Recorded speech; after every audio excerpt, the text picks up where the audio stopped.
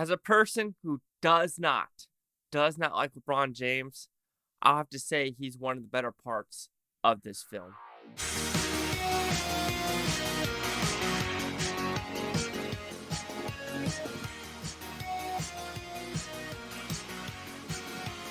Chase Lee Hockey here with the Blue Futon reviewing House Party.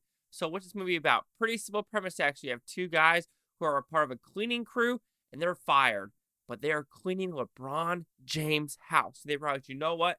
We got to make some money because of a daughter. We need school money.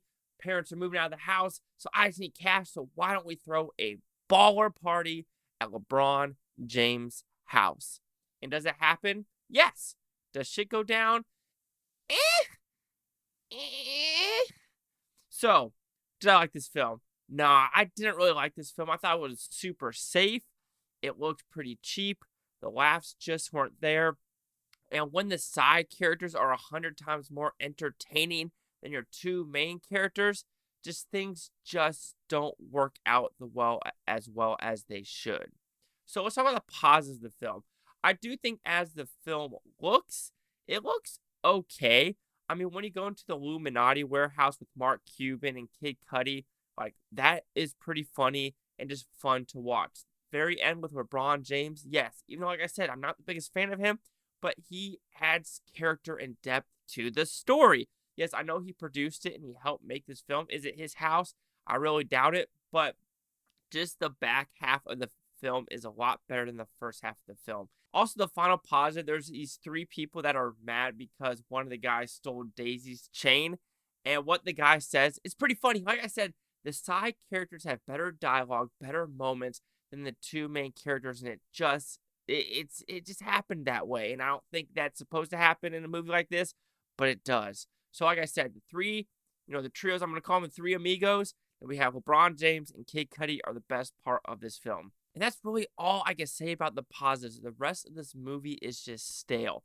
Edited weird, directed poorly, just not written great at all.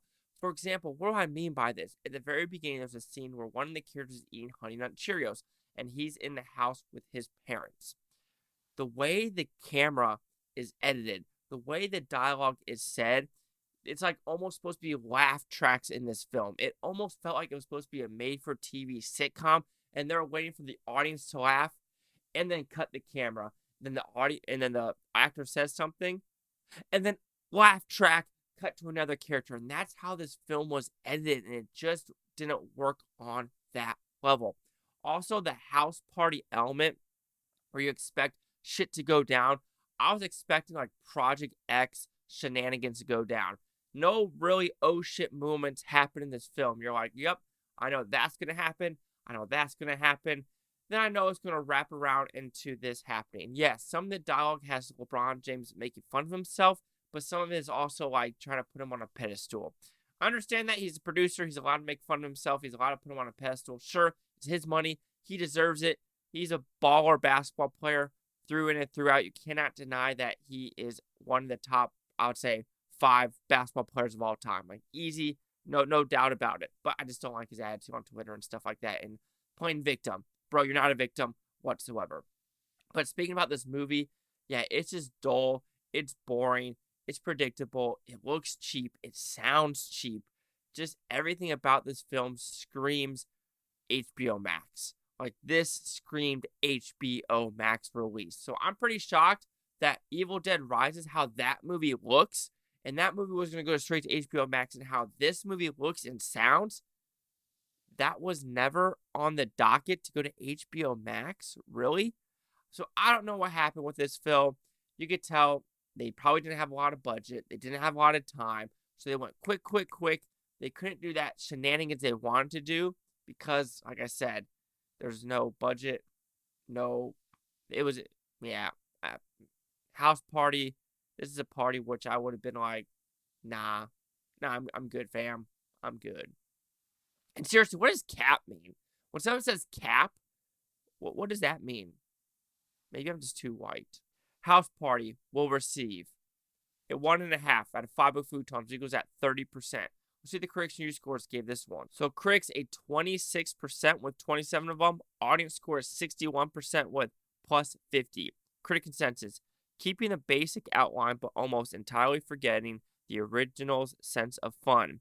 This unnecessary remake provides a house party divided against itself. Cannot stand. I mean, I have to agree. When you have cameos like that, like Lil Wayne and Juvenile in the film, yeah, it adds a little fun to it. And like I said, the Mark Cuban, the Kid Cudi, and LeBron James are the best part of this film. Other than that, it's a skip 120%, even though there's no such thing as 120%. So do you agree with the 61, the 26, or the 30? Chase out with the blue futon. Like, comment, subscribe. Let me know what you think is Futontopia. You both Futonians! Thank you for watching. Have a great day. I did have a house party once, and yeah, shenanigans did go down. Drunk people driving my dirt bike, alcohol,